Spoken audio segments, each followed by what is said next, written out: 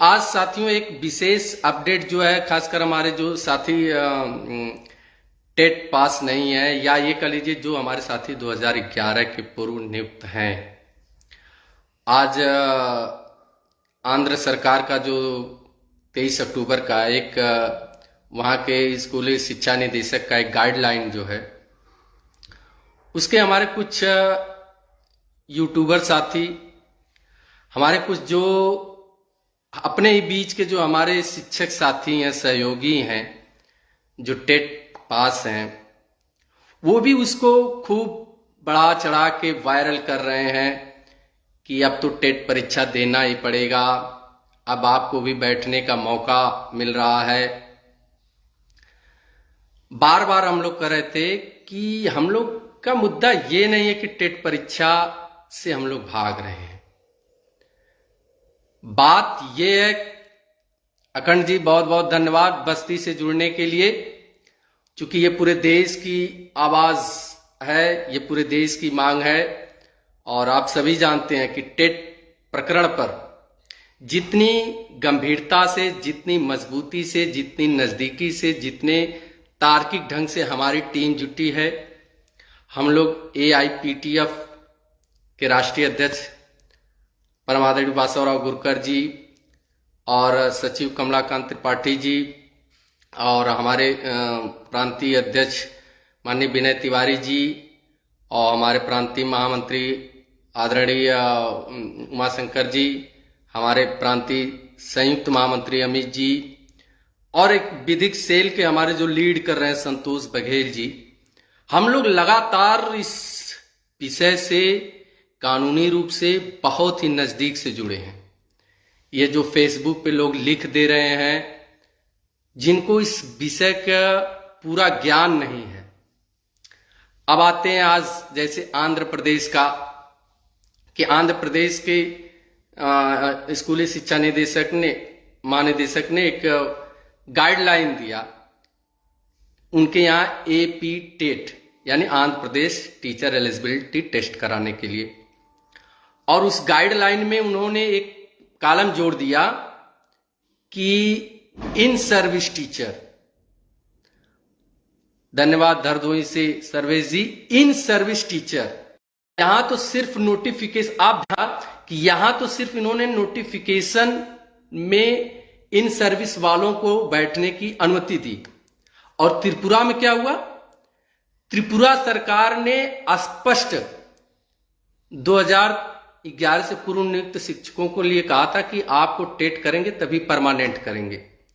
जब मामला वहां के हाई कोर्ट में गया, हाई कोर्ट ने स्पष्ट शिक्षकों के पक्ष में फैसला दिया कि आप 2011 से पूर्व नियुक्त हैं, आपको टेट की कोई आवश्यकता नहीं है। त्रिपुरा सरकार वहां भी नहीं मानी। टेट को मैंडेटरी करने के लिए वो भाग के सुप्रीम कोर्ट माननीय सर्वोच्च न्यायालय में आई। यानी वहां तो केवल नोटिफिकेशन निकला है। त्रिपुरा सरकार तो पूरी तरह शिक्षकों के खिलाफ थी, लेकिन फैसला शिक्षकों के पक्ष में आया।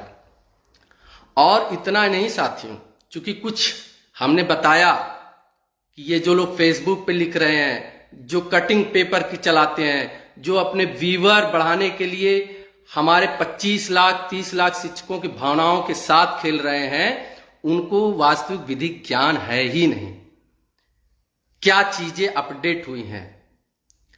और हमारी तैयारी क्या है? पहले दिन से हमारी टीम कह रही है, जिस दिन ओपन कोर्ट में हमारे पक्ष को सुना जाएगा, उसी दिन निर्णय आपके पक्ष में आना 100% है। आप 13 अक्टूबर के त्रिपुरा के केस में छोटा सा उदाहरण देख लीजिए। जब त्रिपुरा का केस पटल पे आता है, माननीय वही न्यायाधीश, वही न्यायालय माननीय दीपंकर दत्ता जी पूछते हैं कि भाई मैंने तो 2 वर्ष का समय दे दिया है और टेट की अनिवार्यता को घोषित कर दिया है, फिर यहां क्या है? हमारे जो सीनियर देश के माने जाने अधिवक्ता श्रीमान सलमान खुर्शीद जी ने सिर्फ एक शब्द कहा था कि महोदय, आपके RT एक्ट के आर्टिकल 23 के पैरा 2 में ये शिक्षक नहीं आते। क्योंकि इनकी नियुक्ति एनसीटी के नोटिफिकेशन 2001 के तहत हुई है, न कि एनसीटी के नोटिफिकेशन 2010 के तहत। और उसको एडमिट करते हैं, माननीय न्यायाधीश दीपंकर दत्ता जी एडमिट करते हैं और तुरंत त्रिपुरा सरकार को कहते हैं कि आप रिज्वाइंडर दाखिल कीजिए। रिज्वाइंडर यानी कि जो प्रश्न इन्होंने उठाया है कि ये 2011 के पूर्व नियुक्त शिक्षक एनसीटी के नोटिफिकेशन 2001 के तहत आते हैं, इसका आप रिज्वाइंडर यानी इसका आप जवाब दीजिए। यह तो साथियों एक प्रश्न था। हम लोग सलमान खुर्शीद जैसे माने जाने अधिवक्ता के साथ, श्रीमान संजय हेगड़े जी, विक्रांत हेगड़े जी और बड़े बड़े अधिवक्ताओं की टीम के साथ मेरी एआईपीटीएफ की टीम, हमारी अपनी टीम, हमने बताया कि हमारे अध्यक्ष जी अमित सिंह जी, हमारे संतोष बघेल जी जो आपको सुप्रीम कोर्ट से विधिक जानकारी दिए थे, हम लोग निरंतर लगे हैं। और जब मामला शुरू हुआ है तो टेट क्या है ये इस पर भी जाएगा, इस पर भी जाएगा। वास्तविक तो हमारे किन किन बिंदुओं का है। हमारे जब अधिवक्ता सर्वोच्च न्यायालय में खड़े होकर टेट की मिनिमम एलिजिबिलिटी में ये टेट आता है कि नहीं, क्वालिफिकेशन में आता है कि नहीं, जब प्रश्न उठाएंगे तो एक भी जवाब नहीं है। हम लोग 1966 से जो गाइडलाइन है और नोटिफिकेशन एनसीटी का जो 1993 और जो लॉ कहता है क्वालिफिकेशन है क्या, जो 1966 से लेकर एनसीटी का 1993 का जो नोटिफिकेशन है कि क्वालिफिकेशन है क्या, उस पर चैलेंज होगा। जो मिनिमम एलिजिबिलिटी 23 की पैरा 1 पे जो मिनिमम क्वालिफिकेशन की बात है उसमें टेट नहीं आता है, ये जान लीजिए। क्योंकि अब तक मामला कोर्ट में नहीं गया था, हमारे अधिवक्ता वहां खड़े नहीं थे, तो इसलिए कोर्ट ने जो भी निर्णय लिया। लेकिन अब हमारे वहां वरिष्ठ अधिवक्ता पूरी तैयारी के साथ हैं। हम आप सभी जानते हैं क्वालिफिकेशन क्या है, एक सामान्य सी बात है। गांव में भी हम लोग बात करते हैं आपकी क्वालिफिकेशन क्या है, कोई कहता है मैं हाई स्कूल हूं, कोई मैट्रिक है, कोई स्नातक है, कोई इंजीनियरिंग है, कोई मेडिकल है। ये क्वालिफिकेशन की डिग्री कौन देता है? हाई स्कूल, इंटर, ये वहां की बोर्ड देती है। स्नातक, बीटीसी, बीएड का डिग्री कौन? यूजीसी के तहत देता है एक बोर्ड। यद्यपि एनसीटी मॉनिटरिंग करती है, मान्यता देती है स्कूलों को, लेकिन उस स्कूल को कंडक्ट एक बोर्ड कराता है। यूजीसी कराएगी या फिर संबंधित बोर्ड कराएंगे। आप हाई स्कूल पास होकर इंटर की मार्कशीट लेकर, स्नातक की मार्कशीट लेकर इंजीनियरिंग, मेडिकल की किसी स्टेट में चले जाएंगे, वो मान्य होता है, क्योंकि वो क्वालिफिकेशन डिग्री है। उसके आधार पे हम किसी भी स्टेट में जाकर नौकरी के लिए अप्लाई करते हैं। लेकिन टेट, क्या आप यूपी टेट के आधार पर बिहार में नियुक्त हो पाएंगे? क्या आप यूपी टेट के आधार पर एमपी में नियुक्त हो पाएंगे? क्या एमपी का टेट किया हुआ व्यक्ति यूपी में नियुक्त हो पाएगा उस आधार पे? सारी बातें छोड़िए, सारी बात छोड़िए। खुद सेंट्रल गवर्नमेंट, सेंट्रल यानी कि जो सीटेट है, सेंट्रल टीचर एलिजिबल टेस्ट, उसको भी कई स्टेट में नहीं माना जाता है। त्रिपुरा में नहीं माना जाता है, उसके अगल बगल के जो स्टेट वहां नहीं माना जाता है। सीटेट को वो नहीं मानते। वो कहते हैं कि हमारे यहां का जो स्टेट का टेट है उसको क्वालिफाई करेंगे तब हम मानेंगे। अर्थात टेट कोई क्वालिफिकेशन है ही नहीं। तो इसलिए जो ये लोग बातें कर रहे हैं, और इसके लिए तमाम तर्क के साथ हमारे अधिवक्ता तैयार हैं, और हम पूर्ण रूप से आश्वस्त हैं, हमारी पूरी टीम आश्वस्त है। विधिक रूप से हमारी तैयारी है, एक एक बिंदु पे तैयारी है। टेट को किस बोर्ड के द्वारा किया जाता है, कौन सी कितने घंटे की पढ़ाई है, आप बताइए। जिस टेट को आप क्वालिफिकेशन में आप रखेंगे तो वो टेट कितने घंटे की पढ़ाई है कि आप उसको क्वालिफिकेशन में रखेंगे, कितने महीनों के, कितने सालों के, किस बोर्ड के तहत? नहीं, वो केवल एक एलिजिबल टेस्ट है। और जो आरटी एक्ट के 23 के पैरा 1 का मिनिमम क्वालिफिकेशन है, उसमें टेट नहीं है।